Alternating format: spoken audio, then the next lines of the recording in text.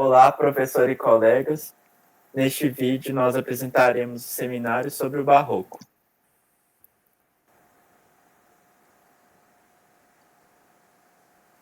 Os integrantes do grupo são Bárbara, eu, João, Kathleen, Lucas, e nós somos da turma Elton B.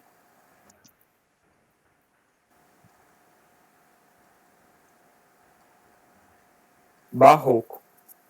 A arte do Barroco é uma verdadeira explosão de sentimentos e emoções, tanto deliberada quanto necessária.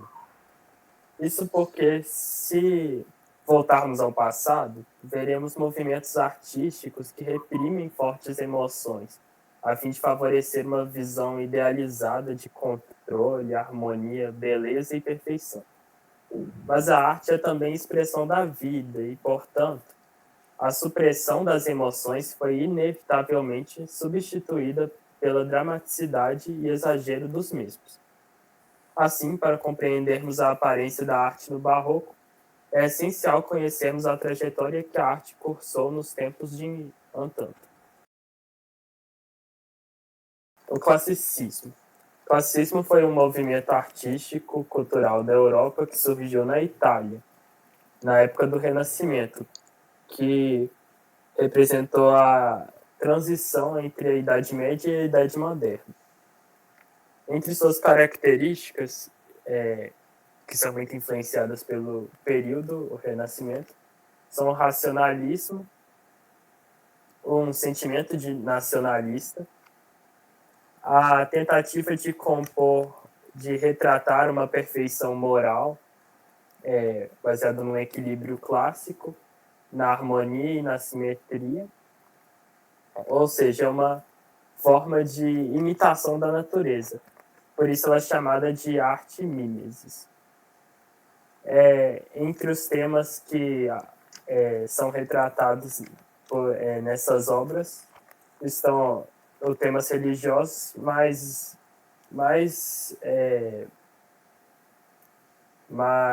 vezes são representados temas mitológicos, provenientes da cultura greco-romana.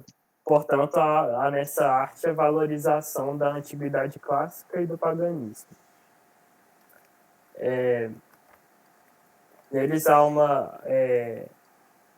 também a questão do antropocentrismo, valorização do homem, colocando o homem no centro do universo. E por isso, a Nietzsche, quando fala desse estilo artístico, fala que ele pretende ser mais apolíneo do que dionisíaco, ou seja, quer representar melhor um equilíbrio, um ideal de beleza, de simetria, de equilíbrio, enquanto em vez de dionisíaco, ou seja, tentar abalar, provocar sentimentos e emoções.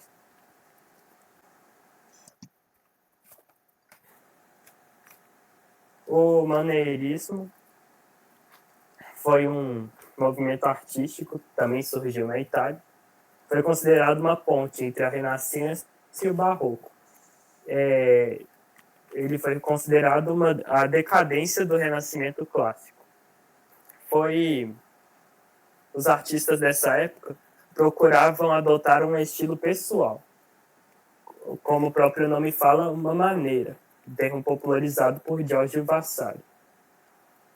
Há então, nessas obras, uma valorização da originalidade e também elas são mais exageradas e sofisticadas. Tem uma estilização exagerada, oblíqua, assimétrica, uso de espirais, proporções, volumes, ao capricho nos detalhes, algo que foi chamado de arte de labirintos, os pequenos detalhes. E começa a colocar nessas pinturas um contraste de luz e sombra, diferente dos das obras renascentistas, que possuíam quadros iluminados. Como se pode ver nessa pintura de Parmigianino, a Madonna do pescoço longo, as figuras elas são alongadas e distorcidas. A Maria possui um pescoço longo, meio curvado, seu colo é desproporcionalmente grande. O menino Jesus em seu colo não tem muito a aparência de uma criança, de um bebê, mas uma aparência mais cadavérica. E nessa obra também se percebe como os artistas desconsideram a noção de proporção e perspectiva.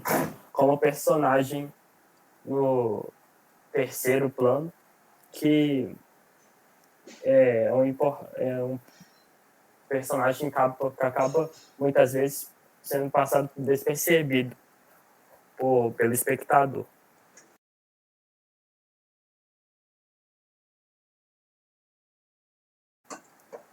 Essa é uma pintura de El Greco, Laocoonte, que mostra como há fortes combinações de cores, combinações bizarras. Esse aspecto dos corpos alongados e desproporcionais, com formas distorcidas, se percebe bem nas obras de El Greco. E a presença de cores frias, estranhas, muito artificiais. Pode passar. Não. Nela se percebe dá para se perceber que os artistas desse estilo não se preocupam muito com a forma como é feito a obra, mas sim com a intelectualidade, o que há de envolvido nela.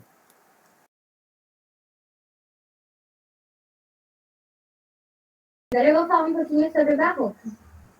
O Barroco ele surgiu no final do século XVI, na Itália, e ele predominou até meados do século XVIII, mais ou menos.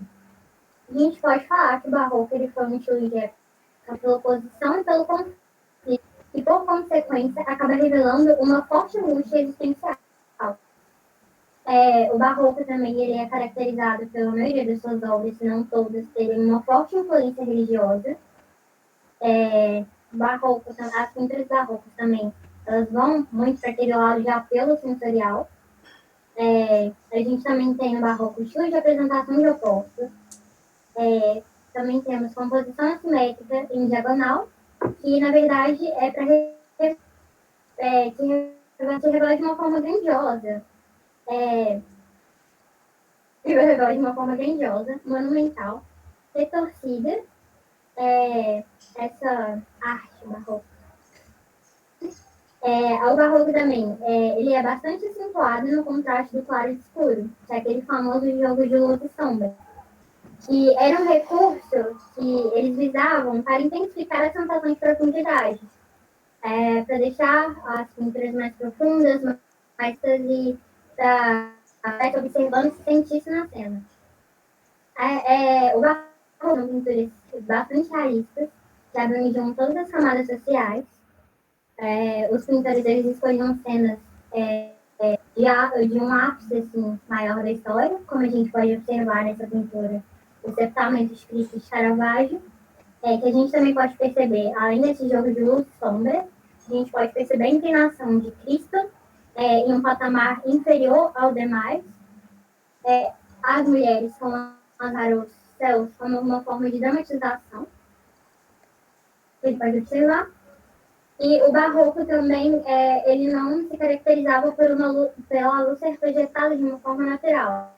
Os artistas barrocos, eles faziam muito esse jogo de luz e sombra de formas artificiais, para tentar trazer um foco maior para o lugar que estivesse mais iluminado. Era basicamente isso. E além do culto ao contrário, o barroco ele também possui por umas características muito marcantes, que eu vou até falar um pouquinho agora. A primeira delas é o fusionismo, que é a fusão entre a visão medieval e renascentista. Também temos a antítese e o paradoxo, que refletem uma época de contrastes. Temos o pessimismo, que era aquela ideia de que a felicidade não se conseguiria na Terra, só era possível no plano celestial. Também tínhamos o feísmo, que era a fascinação pela miséria humana, crueldade, dor e podridão e morte. Mas observar, né, na cena icônica do sepultamento de Cristo. Também temos o rebuscamento, que é uma ornamentação excessiva da linguagem atrelada a um apelo visual.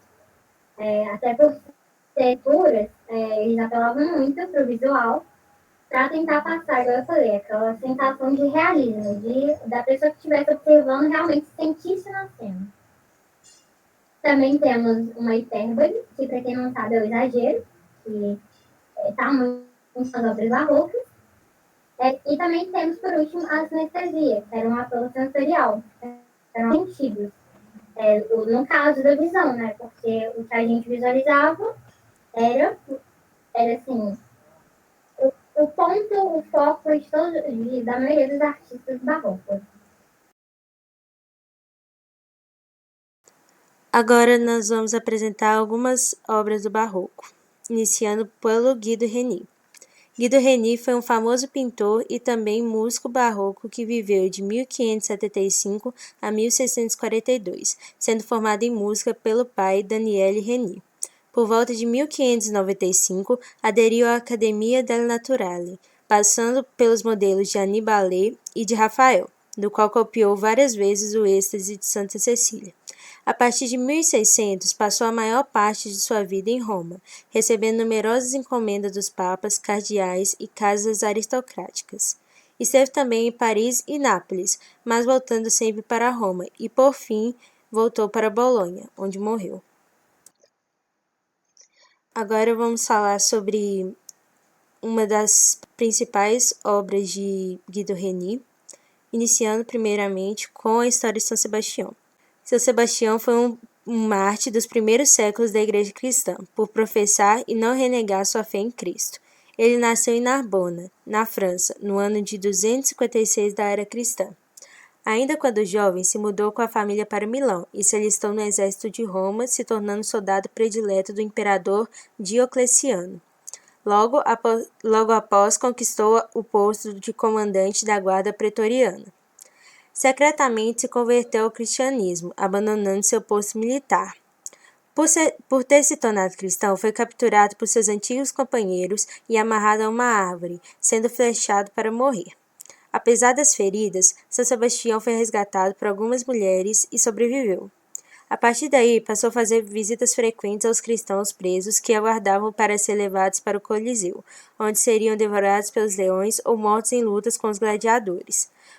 Com palavras de ânimo, consolava os prisioneiros segundo os princípios cristãos da salvação eterna.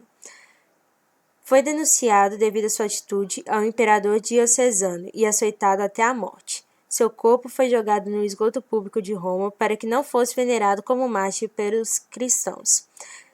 Seu corpo foi então recolhido por uma mulher chamada Luciana, a quem pediu em sonho que o sepultasse próximo das catacumbas dos apóstolos. No século IV, o imperador Constantino, que se converteu ao catolicismo, mandou construir em sua homenagem a Basílica de São Sebastião, perto do local de sepultamento para abrigar o corpo deste. Seu culto iniciou-se nesse período. Ele é venerado como santo padroeiro contra a peste, a fome e a guerra, e sua festa é celebrada no dia 20 de janeiro. Agora vamos falar sobre as características da obra. Contraste luz e sombra, que é presente em todas as obras do Barroco. O contraste de luz e sombra é capaz de trazer a demonstração de sentimentos, dando uma sensação de profundidade, também perceptível pela feição da personagem. Composição simétrica. Ao contrário do Renascimento, no Barroco a gente não possui tanto equilíbrio nem tanta simetria formando uma geometria, e é possível perceber essa assimetria traçando linhas sobre a pintura. Dramatismo. É observável na face de São Sebastião e nos movimentos de seu corpo. Ele estar olhando para cima pode, de certa forma, demonstrar que seu pensamento estava no eterno, de que ali ele morreria e então iria para o céu. Também é observado pela flecha que está cravada um pouco abaixo das suas costelas e pelos seus músculos, a forma que o corpo dele está se comportando. Detalhes. É possível perceber uma linha bem fina sobre a cabeça de São Sebastião, como uma auréola, muito representada nas imagens sacras de santos na Igreja Católica. Nós também podemos observar, conforme se mostra aí na imagem da direita, algumas pessoas que aparentemente participaram, levando em conta o contexto, participaram da tentativa de matar São Sebastião, e nesse momento eles estavam indo embora. Agora vamos falar um pouco sobre Joaquim e uma de suas pinturas. Joaquim é um pintor holandês que nasceu em 1566 em Utrecht e morreu em 1638, também em Utrecht, cidade holandesa. Wittewohl foi pintor, desenhista e gravurista e tornou-se líder do maneirismo.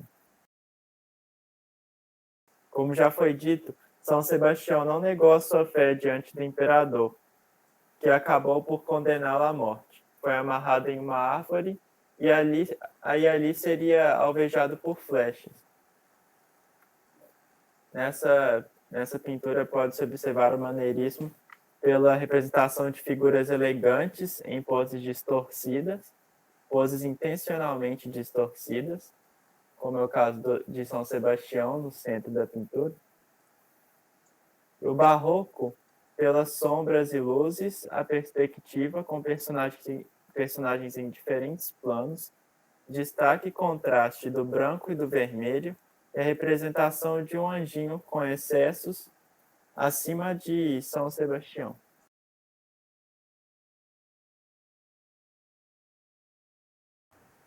Carlo Saraceni, ele foi um pintor originalmente italiano, nascido na Itália, obviamente, só que muito jovem ele se mudou para Roma, tanto que a sua história como pintor barroco se desenvolveu praticamente totalmente.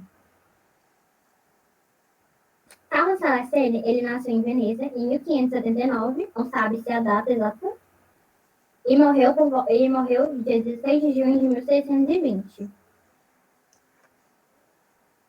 O Carlo Saraceni, ele foi um pintor que teve muita influência de outro escultor famoso romano, que foi Camillo Mariani, e com essa experiência, ele despertou para uma renovada sensibilidade em relação ao antigo, que foi fortalecido pelo Coppon, outro pintor instalado em Roma em 1602, com o novo classicismo dos pintores boloneses que acorriam a Roma na Reggiani Bari-Carracci. Entre as obras nascidas nesse primeiro período, o formato que Saraceni usava era um formato muito voltado para a mitologia, quando ele começou a pintar, que era a fábula mitológica romana. Carlos Saraceni tem muitos quadros, assim, ele é um pintor barroco muito exaltado, mas ele teve um que é bastante famoso até do período barroco, que é Marte Vênus, em uma paisagem que foi outro clássico da cultura barroca. E nota-se, sobretudo, no estilo peculiar de Saraceni, formatos extraordinários, pequenos formatos extraordinários, além de o conhecimento pontual de algumas obras de Capertino. E ele está em diálogo íntimo com a fatura minuciosa e a poética do pintor Adam Scheiner. E como Scheiner, ele transfigura temas mitológicos ou veterotestamentários em microcosmos idílicos, não isentos de um naturalismo próprio e de um maravilhoso senso de paisagem. Ou seja, ele tinha um ótimo senso de paisagem, porque os pintores barrocos, eles focavam na paisagem, mas não tanto quanto focavam nas pessoas que compunham a pintura. E Saraceni, ele sempre procurava fazer detalhadamente as paisagens em que o personagem ou os personagens se encontravam.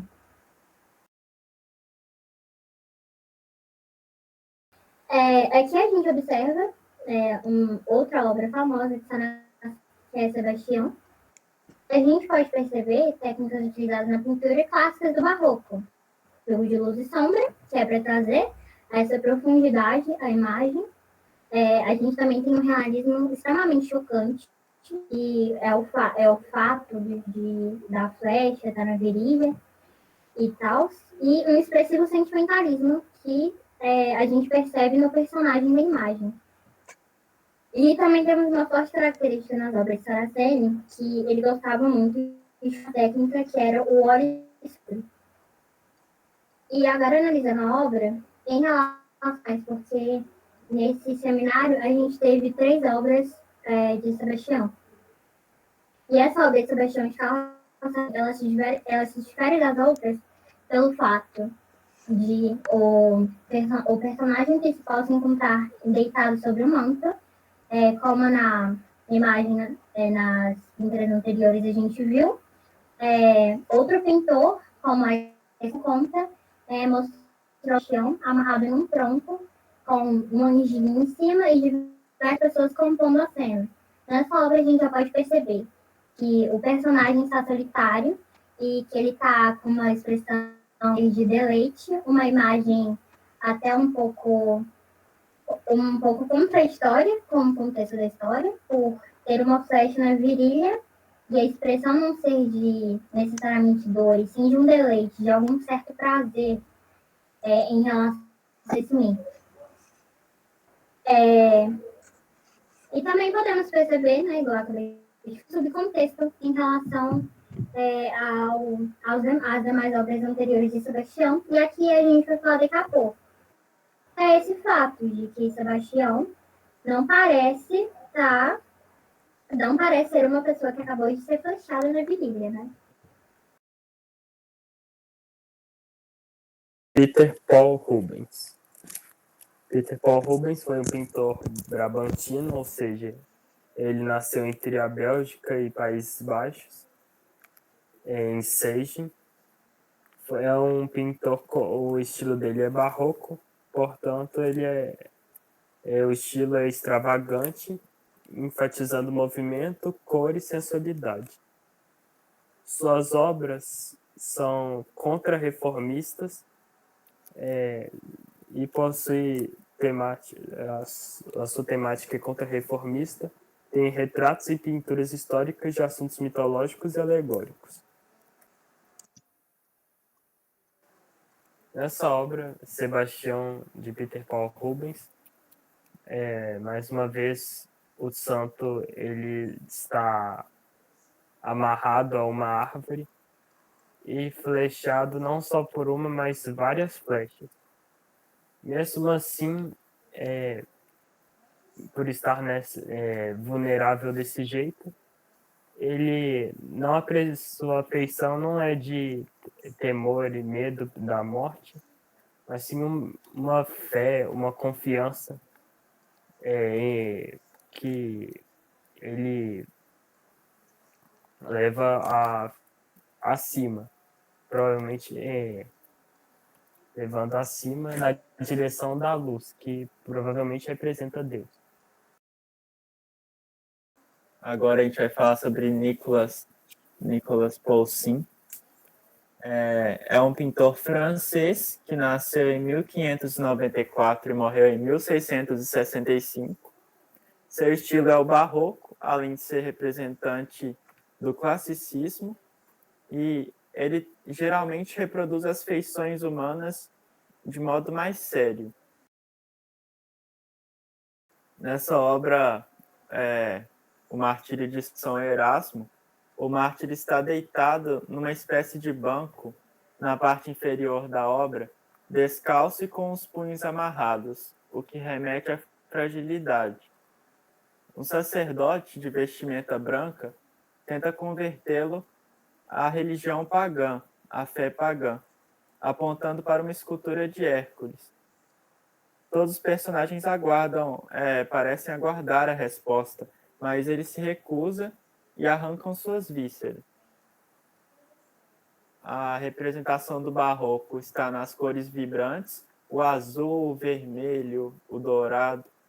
A perspectiva pode ser observada na posição de Erasmo, que representa profundidade ao cenário.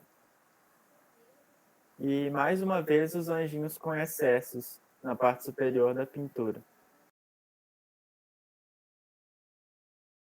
Agora eu vou falar um pouquinho sobre a obra de Wesley de Santa Teresa, mas primeiramente eu vou falar um pouquinho sobre o autor dela. Giovanni Lorenzo Bernini, ele nasceu em 1598 e morreu em 1680. Ele foi um eminente artista do piano e ele se distinguiu dos demais por ser arquiteto e escultor, ainda que tenha sido pintor, desenhista, cenógrafo e criador de espetáculos. E ele utilizava a técnica até então pouco usada, que era a pirotecnia, que é uma ciência ou arte que estuda o fogo e outras substâncias e artefatos explosivos ou combustíveis para luzes, gases, fumaça, calor e som, sendo assim um dos pioneiros da pirotecnia. Agora, como podemos ver, temos o Wesley de Santa Teresa e na obra de Bernini podemos observar o estilo excessivamente expressivo. A gente pode observar as expressões tanto do anjo quanto da Santa Teresa. Tem um realismo extremamente chocante também, né? E também temos detalhes das expressões sociais como são do personagem. Bernini, ele se torna um escultor muito famoso, tanto pelo Wesley de Santa Teresa, mas também por trazer esse realismo em expressões. E por serem esculturas, principalmente na época de 1646, era bastante novo, inovador, né? Corpos alongados e gestos expressivos também podemos observar. E na arquitetura, que compõe a obra também de Wesley, a gente pode observar colunas retorcidas, de luz e entre outras. E graças a esse detalhismo de Bernini, pode observar uma certa ilusão de movimento dos corpos, tanto demonstrado pelo cabelo, quanto principalmente, na minha opinião, toda a roupa de Santa Teresa, com esses volumes extremamente realistas. E essa escultura, ela representa o momento em que Santa Teresa de Ávila é atingida pelo anjo de amor divino. Agora, analisando mais detalhadamente a obra, a gente pode observar que combinação de arquitetura, iluminação e escultura. Ela encontra-se na capela tornada da igreja de Santa Maria della Vittoria, em Roma, na Itália. A gente tem a estrutura em forma de raios dourados. E Santa Teresa é representada como uma figura feminina desfalecida, em um estado intermédio entre o prazer e a dor, que a gente não consegue muito decifrar se ela está sentindo dor ou se ela está sentindo prazer. E de pé, ao lado dessa mulher, existe o nido de dardo, enquanto com a mão esquerda ele afasta a ponta para atingi-la com a flecha. E ele demonstra uma feição de satisfação, de satisfação. E a feição do rosto da santa, com a boca entreaberta, a mão e o pé esquerdos caídos, como em um gesto de entrega e sublimação. Para alguns estudiosos, essa é uma representação de uma experiência mística repleta de tensão erótica.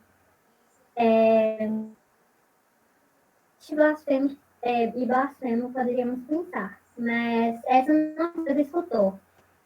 Bernini, ele foi um grande mestre do barroco italiano e que ele oferece em O Êxtase de Santa Teresa interpretação muito literal de um acontecimento que a própria Teresa de Ávila descreveu. Então ele foi muito fiel ao que Teresa descreveu em sua autobiografia. O trabalho ele foi executado entre 1646 e 1662, totalizando 6 anos. A capela onde essa obra se encontra é um exemplo de fusão berniniana, onde as 3 artes principais se fundem numa ilusão teatral de realidade, tentando contar a prodigiosidade. A arquitetura do oratório, a plasticidade da escultura e o tempo pegam os protagonistas no momento exato em que representavam seus papéis. Como eu disse inicialmente, né, na apresentação desse seminário, os artistas do período do Barroco, eles procuravam retratar o ápice da história. E na interpretação de Bernini, então, versus outros artistas, esse foi o ápice da história que Santa Teresa escreveu na autobiografia.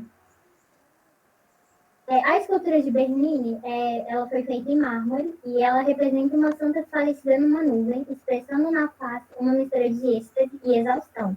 Como eu falei, você não consegue se decidir se ela está sentindo prazer, se ela está sentindo dor ou se está sentindo exaustão. E como a igreja, contra a reforma, sublinhava a importância de seus membros reviverem a paixão de Cristo, Bernini, ele tentava induzir os fiéis a uma intensa experiência religiosa, lançando mão de todos os artifícios operísticos, criar um ambiente totalmente artístico na capela. Então, toda essa obra, tanto quanto a capela que essa escultura se encontra, foram pensadas para trazer esse realismo para os fiéis daquela época. E chegando ao virtuoso da escultura, Bernini materializou representando a santa caída para trás, aberta, como que sentindo a violência daquela ação. Então, temos diversas interpretações, que não sabemos se ela está sentindo dor, se ela está sentindo prazer, se ela está sentindo emoção. E a roupa é um importante elemento dessa escultura, porque a roupa, ela traz essa sensação de movimento e de realismo. Porque a Santa e Onda, eles parecem voar nas ondulações das nuvens, banhados por raios dourados que geram uma abóbada celeste pintada no teto da capela. Então, como eu falei, Bernini pensou em tudo.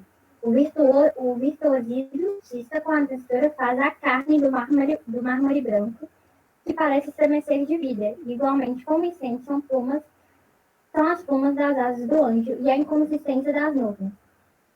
Todo o altar palpita de emoção, drama e paixão. Uma das principais características do barroco é o drama, e essa depende de sobra.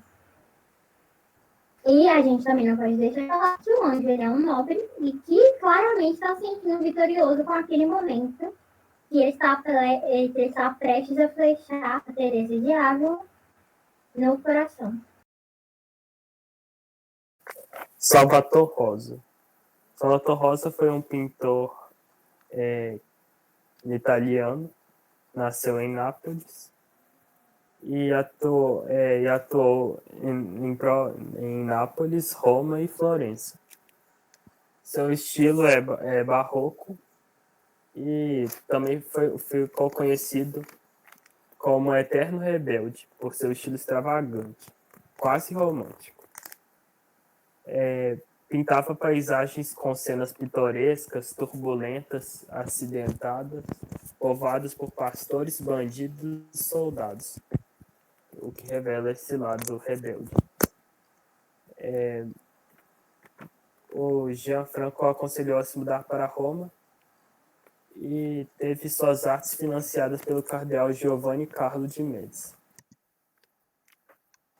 Essa obra, A Tentação de Santo Antônio, de Salvator Rosa, mostra um momento em que o santo, Santo Antônio, mais conhecido como Santo Antônio Abade, que Santo Antônio Abade foi um santo da Igreja Católica que viveu durante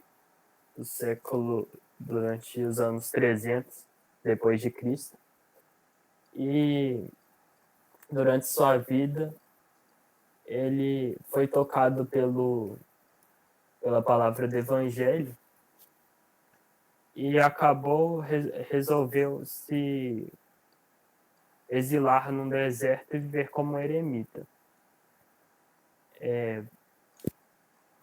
E essa passagem dessa obra mostra uma cena em que provavelmente o Santo Antônio estava dormindo quando é afrontado por figuras monstruosas, diabólicas que representam as tentações.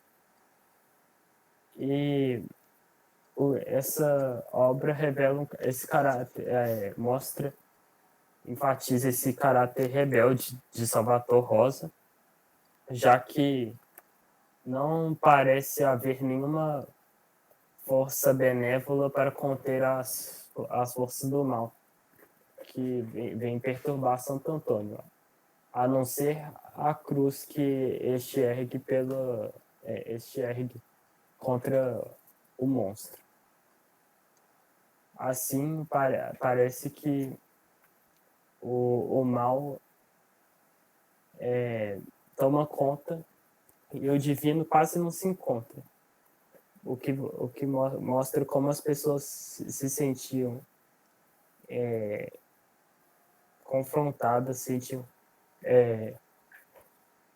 revoltadas com esse estilo de Salvator.